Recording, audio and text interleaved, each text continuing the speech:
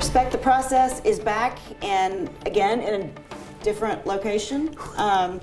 When is Don Cornelius going to come in and take us off the set of Soul Train? Do you remember that episode of Seinfeld where they found the old set and Kramer set it up in his apartment? I kind of feel like that's what they've just like. We've done that. Yeah, we've just. I like this.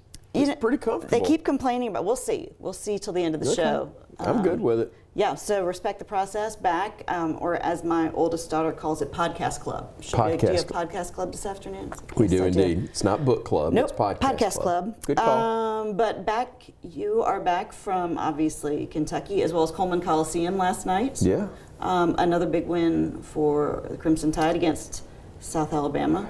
I would say the offenses for the Tide football and basketball teams are clicking right now. Running smoothly. They're both fun. Basketball with 3 straight over 100, and the one against South Alabama, even though that's not the best of the 3 teams they played, may be the most impressive because South was not going to try to run with them. I mean, they were going to try to play a slower game, and Bama just made them get up and down the floor and shot it really well.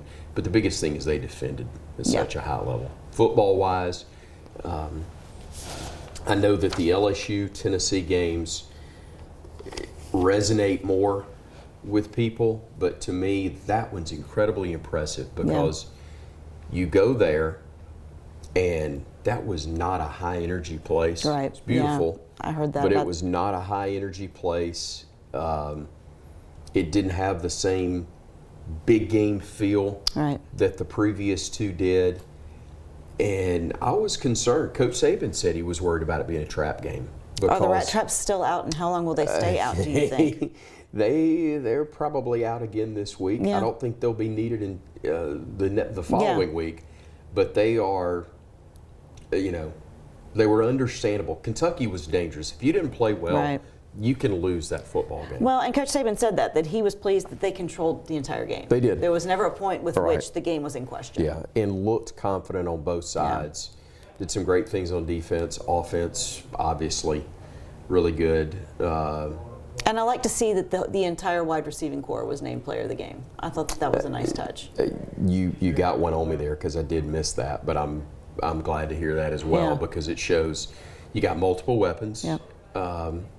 That was the problem to me, not just to me, but to everybody, but the year that you lose to Georgia in the national championship game when you lost Jameson Williams and you lose John Mechie, you lost your receiving corps by and large. I mean, you basically did, and that was, that was disappointing because those were the only guys that stepped up. You don't maybe have guys that are as good as Williams and Mechie on their best days, but you've got more guys playing, as Coach calls it, winning football and doing things that help you to win games week after week and put you in a position to play for a championship, which this team has now done, securing a spot in Atlanta for the SEC championship. Well, and also always nice to get sunshine for, because Jalen Milroe has been the name on everyone's lips for the past, I don't know how many weeks Good now. and bad. Good and bad, but and nice to see a little sunshine for the wide receivers. Sure.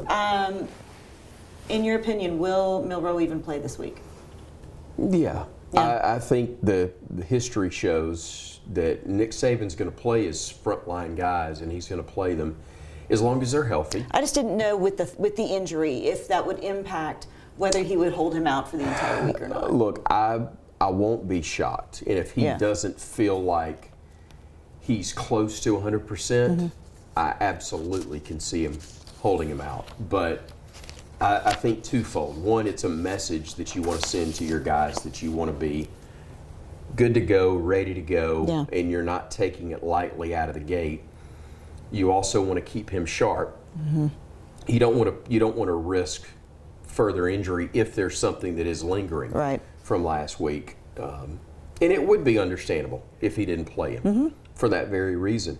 But I think ideally they play well. They play early, they score a bunch, and they get the heck out of there, and you let a lot of backups play. Yeah. I've always said that, to me, as a starter, you owe it to your teammates to play well in weeks like this. Right. You owe it to them to take care of business early, get the heck out of the game so you can take the pads off and let those guys play, because they don't get many opportunities. There are people that, and I get it, that will blast games like this one. Alabama and Chattanooga. Why are they playing this game? It's terrible, it's an embarrassment, all this stuff that people like to throw out there. My perspective's different.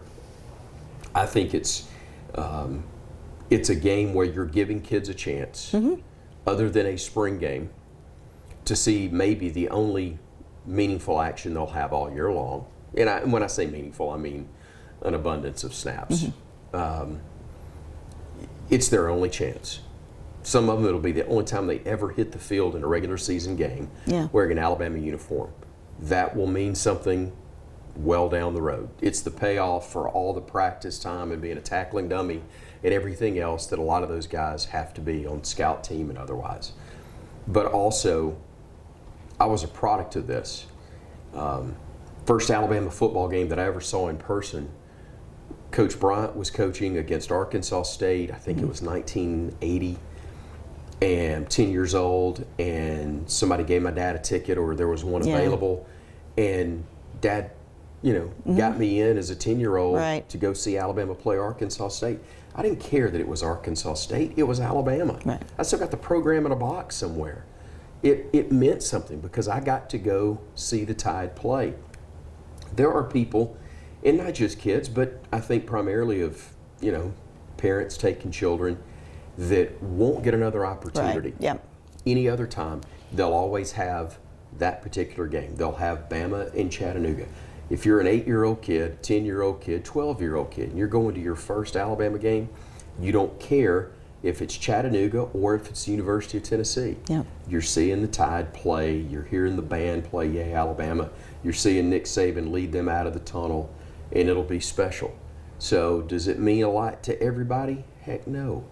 But if you're in that group that gets to see the Tide for maybe the only time in your life in person, it's one you'll never forget. Well, even for Chattanooga, a lot of those players, this will be an opportunity for them to say that they played at Bryant-Denny against Nick Saban. This will be a story and an opportunity. Absolutely right. That will last a lifetime. Coach was saying this week, one of the biggest things that they've got to focus on is execution, communicating, staying focused. Right. Having said that, if you were to put a percentage on what they're working on in practice and meetings, how much of that is on Georgia?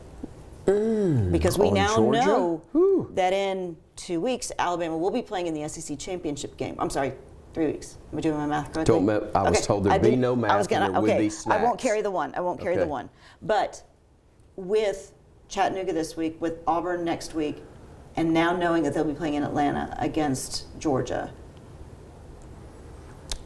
I know we take it 1 week at a time. Right. There may be some things that are worked in for Auburn. Wouldn't shock me with Georgia. And I know we probably won't see much this week. No, but you can do that, and they won't say, hey, this is a Georgia play. They won't say this is an Auburn play. But they will work on some things that you'll see. To what extent, I couldn't tell you. Yeah. But there may be a wrinkle or two here or there where they may work that in. A few things here. And earlier in the season, leadership was a big question on this team. Yeah. And we have probably seen this team grow more than a lot of other teams in recent history. Talk about the growth from game one to where we are now. And the other day, Coach was talking about who he viewed as leaders on the team. He's like, they may not be vocal, but you guys like Braswell, Malachi, Tim Keenan, Devontae Lawson, Dallas Turner. He told you on the Nick Saban show that he asked the leaders at each position on Friday to step up and say, what is it going to take from your position group to win this game? And I really think, at least in my opinion watching it, that Coach Saban has developed and his respect has grown for this team. Yeah. I think he truly does respect the growth and the commitment and the challenge that they have accepted this season. We heard him say he liked the people and the personalities from the start. But then on the show, he liked that from the start, but there's no doubt as you watch them grow and he questioned them after the Texas team too, Yeah, there's obvious doubt. I mean, they hadn't had a loss that early in the year. And granted, you hadn't played necessarily a team the caliber of Texas that early in quite a while either. But sure, there were a ton of question marks. And I think they got a lot, they figured it out together. Mm-hmm. It wasn't like a light bulb suddenly went off, somebody flipped a switch, whatever. They had to go to work to get better. Yeah. And they did. And it didn't happen immediately. South Florida game, if you play just about anybody else on the schedule the way you played against South Florida, you may have lost that football game. But they didn't. And they built off of that and beat an Ole Miss team that we know now, but especially then was really good. Mm-hmm. And then got better a little bit of a digressed a little against Arkansas in the second half of that game, but overcame it. I think even that was helpful in the growth and development standpoint because they learned you can't take a quarter off, let alone a half. They were very fortunate to hang on and win that football game. They learned a lot in that. Yeah. Sometimes you learn in success, sometimes you learn in failure, sometimes you don't learn at all. And that's when you got a problem. This team's learned. They've gotten better. And, I'm glad they put themselves in this position. I'm excited to see how they look in 3 weeks against Georgia. But I'm really interested to see how they handle not just Saturday, how do they handle Monday, Tuesday, Wednesday, Thursday before Chattanooga comes in and plays the game on Saturday. We have talked a little bit about Kool-Aid McKinstry back as the receiver for kickoffs and punts. Mm-hmm. Do you think with a team like Chattanooga coming in this week, we might see someone else fielding back there? I think there's a good chance you'll see different players in different roles at different positions more frequently. Again, that goes back, though, to being on the guys who are your frontline guys to take care of business early. Mm-hmm. And early means Monday, Tuesday, Wednesday in practice. Right. If they take care of things the right way, go about it the right way, prepare the right way, and then go and carry it to the field, then a ton of guys are going to get to play. Yeah. And I think, like you talked about, seeing another return man or two in there. Coach pointed it out. I had it wrong. I said it wrong when I was doing the play-by-play that it was, that Kool-Aid had misplayed it. And he said, look, no, he had a teammate that was in the way. Okay. So not on Kool-Aid for that one. But they are, you want to see different guys because the position he plays defensively gets hurt. Yeah. You don't just lose one of the best corners. You lose your corner and your punt return guy. Mm-hmm. You better have somebody else ready, and obviously they do in practice, but how do they look when the bullets are flying in an actual ball game? I think that's going to be something they will want to take a look at. With Senior Day on Saturday, when you stop to look at who will be graduating off this team, you got Malachi Moore and Jace McClellan, Jermaine Burton, Seth McLaughlin, James Burnup, Justin Aboigbe, Roy Dell Williams, Will Reichert. I know I'm missing some, but those are some of the big names that we've seen. On Monday when someone asked Coach Saban about the value of these seniors that have stayed through the program, he got pretty animated talking about they stayed, they've done what we've asked of them, there is great benefit to it, and stop asking about freshmen getting playing time. Yeah. He was pretty fired up talking about how we are so big on freshman playing time that we don't look at the value of people that actually stay. Mac Jones was the first name that he came up with. Yeah, I think those guys are more and more rare, though. Yep, absolutely. That they're going to stay through that time, which I guess is Coach's point of, Because he said no NFL personnel have ever asked me how much has he had in terms of playing time as a freshman. Right. It's like, I've never been asked that question. Right. Because it matters more what you do at the end of your career, obviously, than the front end of it. But because, here's why it happens on the front end with a freshman. These are the kids who probably from the first time they ever set foot on a playing field were praised as being among the best. Absolutely. They're five-star. Five-star. 5 and 6 year old kids, they're bigger, faster, they're going to be this, and they often are. Then they get to high school, and often, not every time, but often they are. Then, like you said, 4 and 5 star. Mm-hmm. They're recruited, they're told by the schools who want them there, Alabama included, hey, you're the best, come here, we need you here, you're going to do this here. You get there, well, guess what? There's 4 and 5 stars all over the place at a place like Alabama. Mm-hmm. So how are you going to manage it? How are you going to handle not being the guy? One thing that's huge to me is seeing the number of freshman running backs that are on special teams and making plays on special teams because they want on the field. Yep. They don't believe it's beneath them absolutely, to be in that role. Hey, get me on the field, whatever it takes. That's a huge sign. So I think and you start hearing it from all you boys back home, why ain't you ought to be playing, you ought to do this. So that's why I think there's as much conversation about freshmen in playing time, because it's the first time they hadn't been the star, if they're not the star. But there is no question that taking time and developing, it's why I said a couple of weeks ago that Jalen Milroe, even when he was struggling a little bit at the start of the year, if this were the old days, people wouldn't be talking about how much he's struggling because they would understand you're going to struggle as a first-year starter. The conversation would be instead, man, look at some of the plays he's making. He's going to be so good by the time he's a senior. But nobody thinks about development anymore. They don't think about the growth part of it. They're simply sitting there talking about, why aren't you the guy today? Why hadn't you just snapped your fingers and made today happen? And today doesn't just happen. Now, one of the reasons why, it's because you're coming in after Bryce Young. Yeah, exactly. They forget that Mac Jones waited his time behind and Jalen. Those are the 4 guys that Jalen Milroe had to follow. Okay.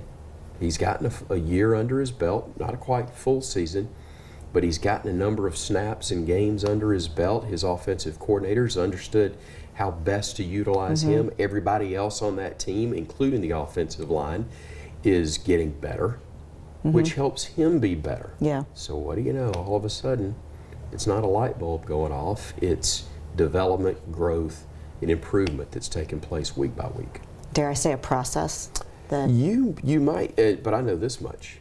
You better respect it. You better respect it. Yeah. But and Coach even brought up the point of we have guys here who compete against some of the best.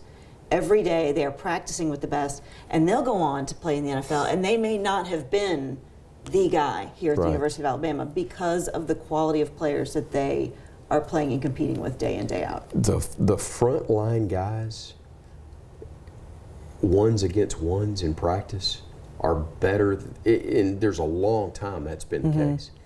Ones against ones are better. Watching the practice film is probably a better gauge and barometer for a lot of these scouts than actual game film. Because how many linemen did you see, offensive linemen, going against NFL defensive linemen? You had pro corners working against pro wide receivers. The quarterbacks throwing against defenses that are NFL caliber, loaded with NFL players. So that's no wonder they were playing and have been playing at such a high level for so long. Because they get pushed in practice every day. And there's at some point, I would love to see someone do a study or get some numbers on this, on transferring in the portal and then how it has affected your draft status. Does it increase it? Are you going to go higher in the draft because you transfer to another school and however, or if you stayed at your school? What the numbers on that look like at some point? Because one thing people don't talk about is the number of guys who get left in the portal. The number of athletes who do not get picked up is staggering once people take a look at that. It is, and it's risky. Best night not to shine a light on something that needs to stay in the dark. I mean, there's a reason a lot of these guys weren't playing. Yeah. It ain't the coach's fault. No. There's a reason. Now, if you're at Alabama, Alvin Kamara is a great example. Right. Alvin Kamara, he said, I thought I was great. And I walked in the room and I looked, and the guys he was behind, like, what am I doing here? I got no business. That's a wake up, yeah. I got no business. Goes to Tennessee, did great.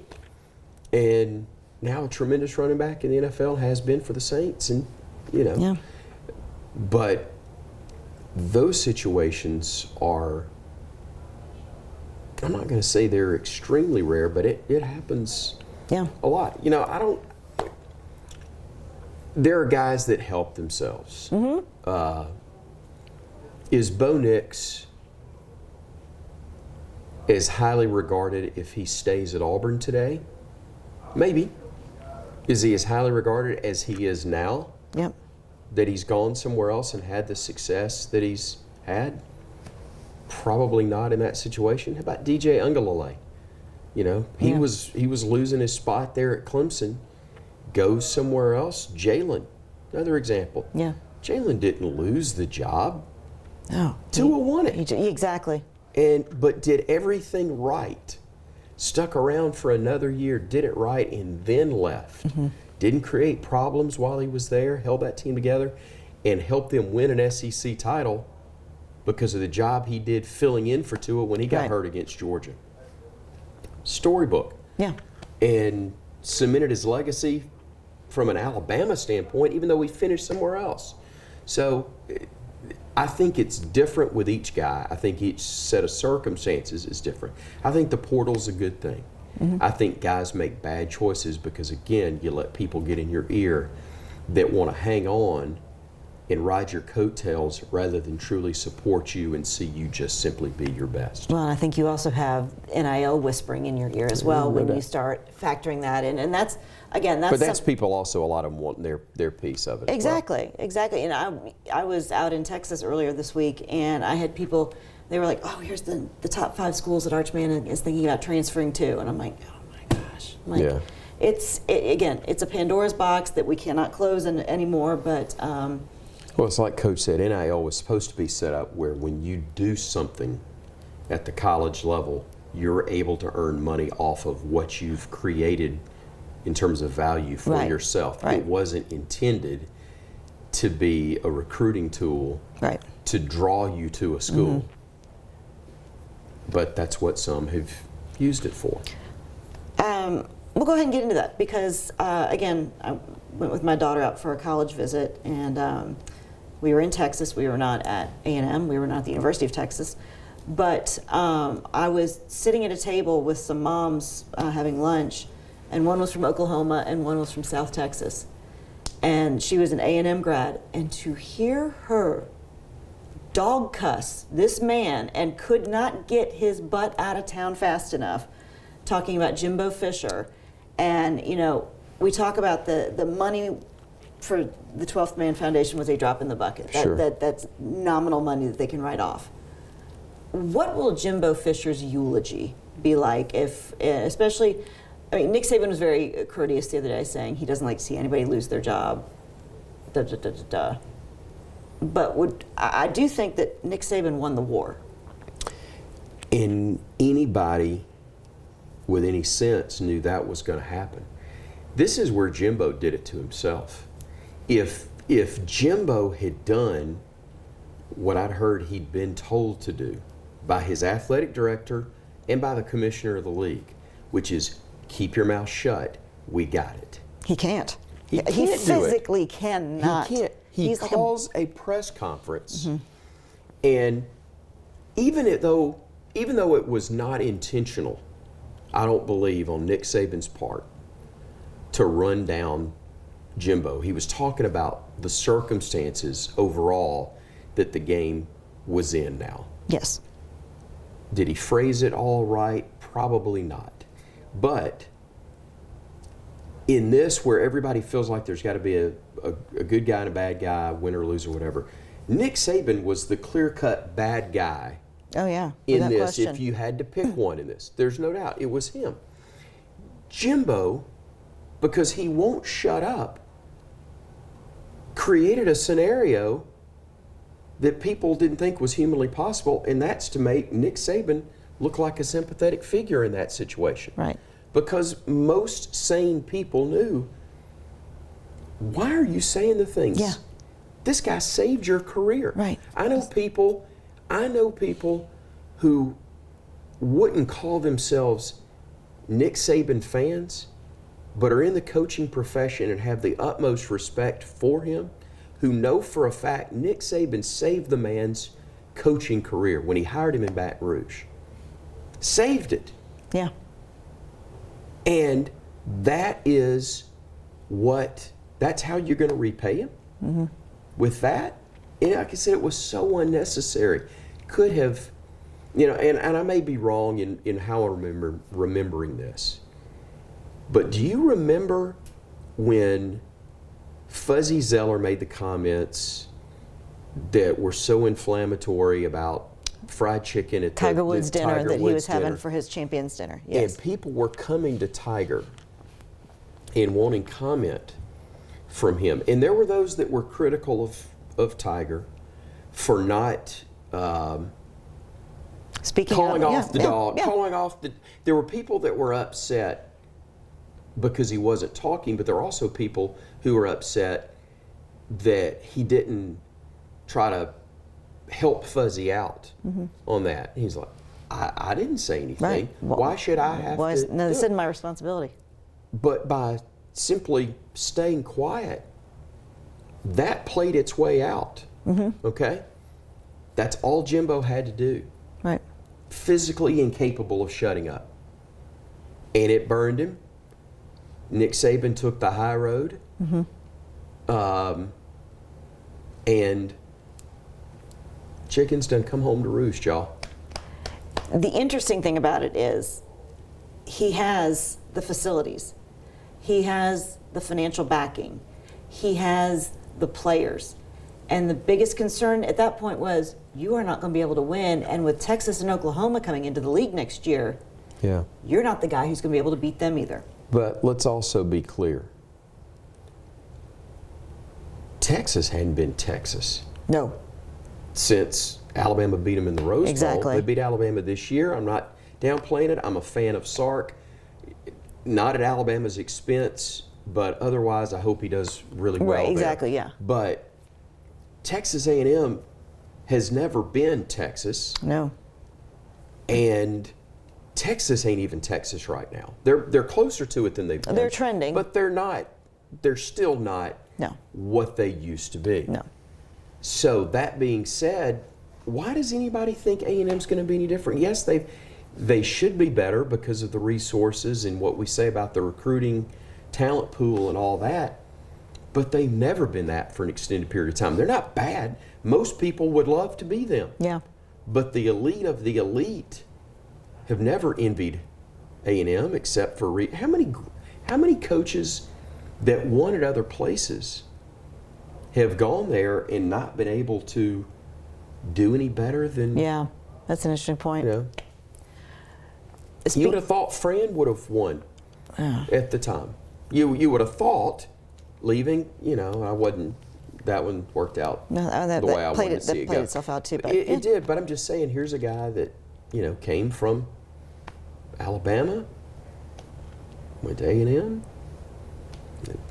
Not everybody. Look, they've got a really good history. I'm not knocking Texas A&M. Yeah. But they've never been, for an extended period of time, Texas or anybody else that's truly elite. Yeah.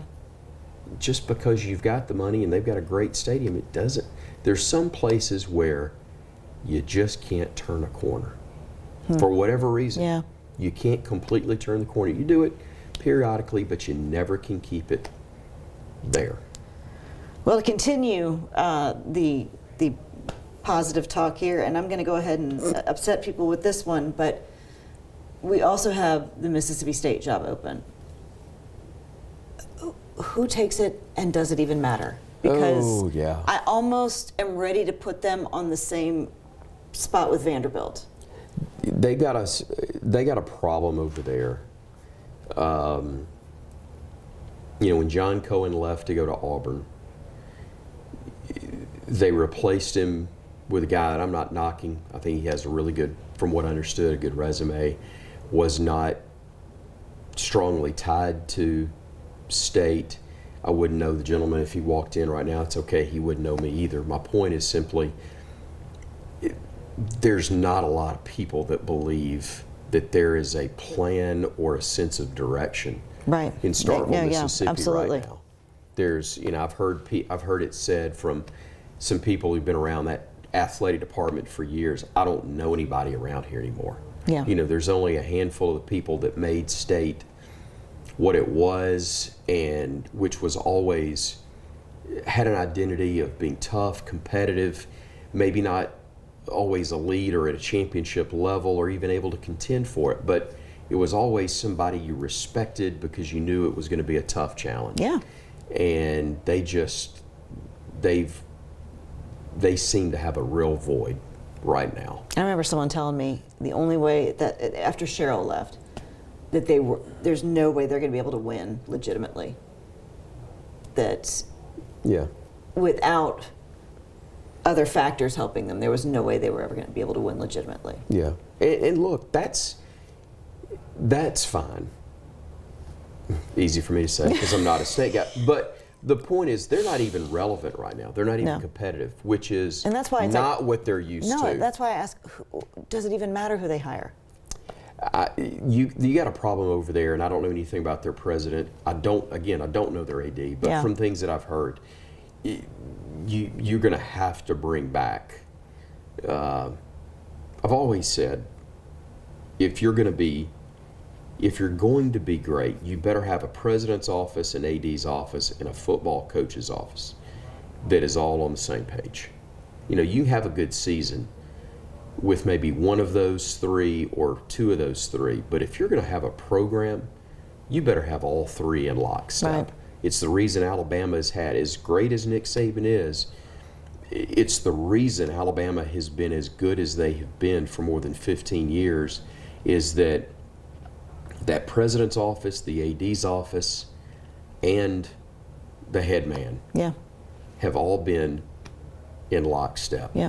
And I don't think State has that luxury right now or anything close to it. They're going to get a lot. It's more than just the football office. It's got to change. Yeah. Okay, we need to turn our attention to this week's college football playoff. And no surprise, the Georgia Bulldogs move up to number one. I think they should. I see no reason that.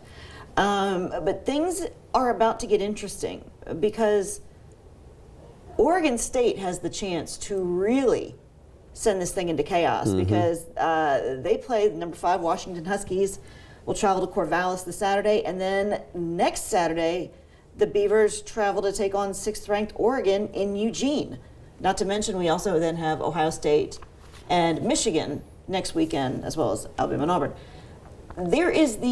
And Alabama can only hope and pray that chaos reigns after these next couple weeks, because if they can keep winning and doing what they can do, they do need some help from up in front. They do. I'm not pushing the panic button on that yet. First of all, there's too much that Alabama's got to handle on their own. Yeah. There's the game with Georgia coming. We know. You've got Chattanooga and Auburn to take care of first. Right. Georgia has got Georgia Tech and who else? That's a good question. Whoever. Somebody. Tennessee. They got to play Tennessee. See, I always forget that since it's this late in the season. Okay, sorry. So they got Tennessee and Georgia Tech to take care of first. So, not nothing, but capable of having a mess on your hands if you're not locked in. Ohio State and Michigan are going to play each other. If one of those is a blowout, do one of those slide back of the mix. But Florida State shouldn't lose. Washington. But if Oregon loses the second game, they're going to slide. Yep. If for some reason Oregon State were to be able to beat Washington, they might slide down too. If Alabama I don't think there's any doubt they will. If Alabama can continue to show progress and continue to make statements week after week, going into the SEC championship. If there are only 3 undefeated teams, if there are only 3 undefeated teams, I absolutely, and Alabama wins out. Yeah. I absolutely would see Alabama top 4. Here's the interesting thing to me. I'm trying to remember who those teams were. Let's say you've got Georgia.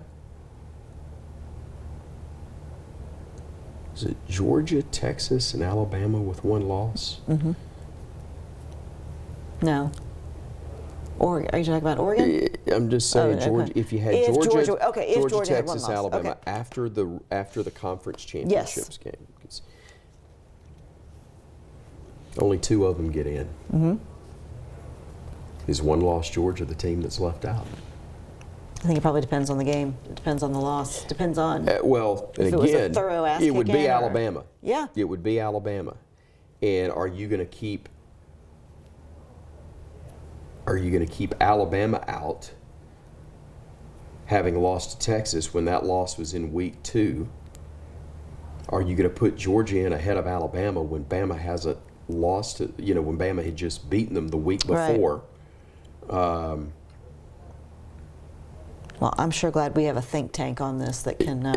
It's why we're going to play. It's why we're going to play, and it's why it doesn't matter. I'm not going to say it doesn't matter because you've got to be somewhere inside of it. But it's why you don't need to panic just yet. Nope, it's going to be interesting. Yep. I have an idea for a book.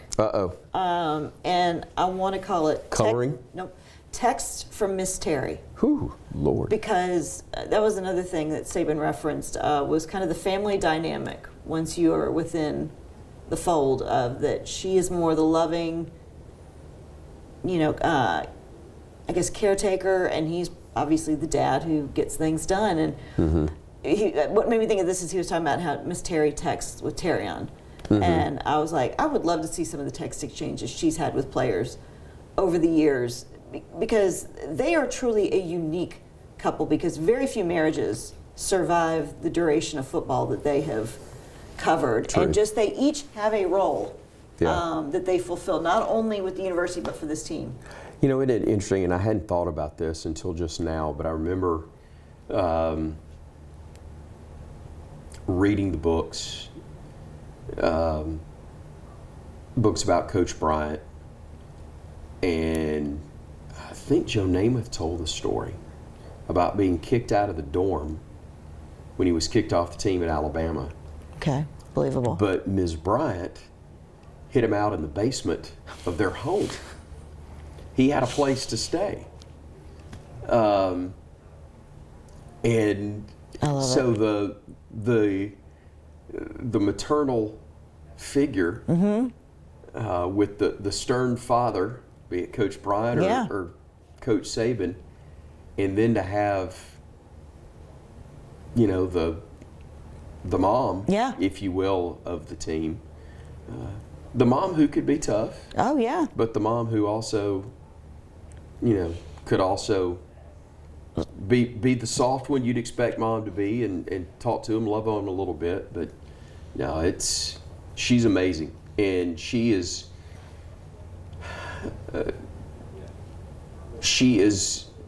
probably the second biggest reason, if not the biggest reason, that he's still the head coach at the University of Alabama, and that the legacy has been what it is. Because not only does she enjoy Alabama and everything that comes with being the head coach at Alabama, she's phenomenal on recruiting weekends with recruits' families, with players after they're signed and on campus, as evidence with what you just talked about with Terrion. So it's an incredible combination that she and Coach provide, and they enjoy being a team, and it's as good a team as there is. I mean, because when you sign up for that, I don't know that you always, I think it's like most things when you're young and think everything's going to work out. Next thing you know, because I don't know if she gets up as early as he does in the morning to say have a great day, make sure your oatmeal pies are stacked up in your office, and everything's as it should be. You got your old cup of coffee, and there you go. But no, they are a remarkable team, and I've thought that. I know Barbara Dooley is always an entertaining figure as well, as a coach's wife. Right. And the two of them remind me of each other. That they also have. Reason they're good friends. They have a great sense of humor as well, and I think you have to in that job. Okay, so we have Chattanooga this Saturday at 11 a.m. Another early kickoff, which then hopefully gives everyone time to rest, get ready for another hectic week leading into the Auburn game. And then also you not only will be doing some football, but then you also get to go down to, if somebody's got to do it. Yeah. I'm glad that we can sign you up to head down to the beach for a couple days for some Alabama football. They have they've got a murderer's row coming up. And you've probably got the schedule in front of me, but I know they've got, so they'll finish with Mercer. Yeah. Of these 4 home games. Mercer but on then Friday. There'll be Ohio State in game 1 in Destin on a Friday. And on Iron Bowl Saturday, they will play either Oregon or Santa Clara in the second game, probably Oregon. Then on December 2nd, you've got Purdue. Purdue in Toronto. Second-ranked Purdue. Assuming I can get the passport. Well, I'm supposed to. That'll be. Okay. I'll be in Toronto doing the game. You'll be fine. Sure. Then you got eighth-ranked Creighton in Omaha. And the team will then get on a plane and fly to Arizona, where they will be, because they'll be out of school, so they'll be in Phoenix for 4 days. Yeah. Before they play on a Wednesday. So you've got second-ranked Purdue, 8th-ranked Creighton, and 3rd-ranked Arizona is all part of your non-conference schedule. And then they've got 2 more before the first of the year when we get into conference play. Here's the thing. When that's all over and before you play the first conference game, I think January 6th against Vandy in Nashville, you'll have a really good idea of who you are. Absolutely. You don't need to go ahead and put the uniforms up if you don't play well during that stretch you referenced. Nor do you need to go ahead and get fitted for championship rings if you somehow were to win them all. Yeah.